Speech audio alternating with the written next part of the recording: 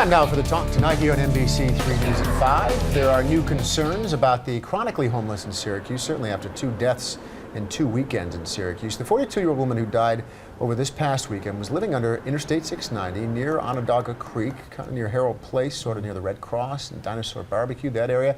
Police say she'd apparently asked to go into a shelter last month, but then didn't show up. And we're wondering, do you feel safe on the streets of Syracuse, and do you think more needs to be done to now dig into this problem? Michael Benny joins us now for the talk tonight, as he does every night at this time. And the first issue here is, out of nowhere, suddenly we're talking about homelessness, and we've gone years, really, at least a few years, without any serious conversation in our community. There's certainly things that are being done to help people that are homeless, and through the regular course of social services and programs, but now there's a discussion that needs to take place. I mean, one man died from being warmed by his fire that went too far and he was burned to death, and now this woman beaten up perhaps over a turf battle of where you could panhandle.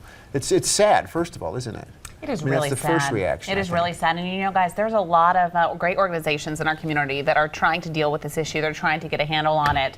I spoke with Jim Taylor from Catholic Charities today, just one of the many organizations in town that tries to help these folks. And you know, he told me that these two people, they believe, knew about the services that were out there, but just didn't seek help.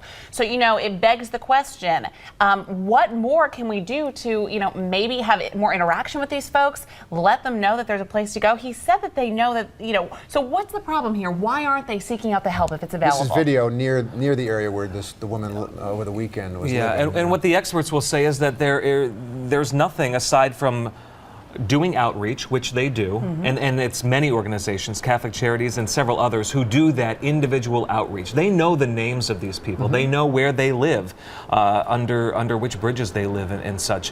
But there's nothing they can do to force them to come in. There's nothing the agencies themselves can do to force them in. You know what I found interesting from my conversation again with Jim from Catholic Charities is he said a lot of the shelters in our area are at or above capacity. So they're trying to figure out whether maybe these folks don't necessarily feel comfortable. They have this community of folks that they live with under these bridges and overpasses, and maybe because the shelters are so crowded in our area, they don't feel like there's a comfortable place for them to go. Yeah, that's probably true, and that's what we've heard for a long time when this problem was worse, going back a generation or so, I think. Let's hear a little bit from some of the folks who knew the victims involved here.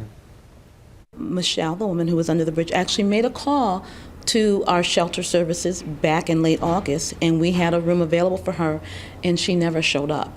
Some because of addiction, some because of mental health, some because of the guidelines that we have to have in the shelter.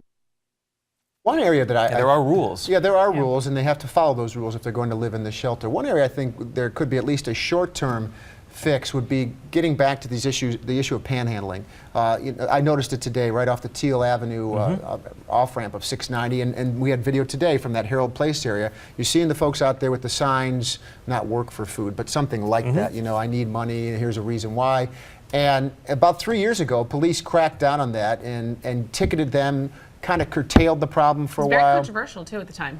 Yeah, it was, and it just seems that's a dangerous situation on many levels. Those people are going to be hit by cars. Drivers are stopping if they want to help, or getting upset that they're seeing it, and maybe that's feeding into some of the money. You know, that line of being able to stay homeless by getting money in this kind of odd panhandling way. I don't know. I think it seems like one area you could short-term look at. One area, but then where do we push them to? I mean, it seems like we need a comprehensive approach that no one is willing to step up. And the police department is not going to put together a comprehensive approach. No. The agencies themselves, who I'm sure already feel like they are tapped out in doing all they can for these people, are not going to put together a comprehensive approach.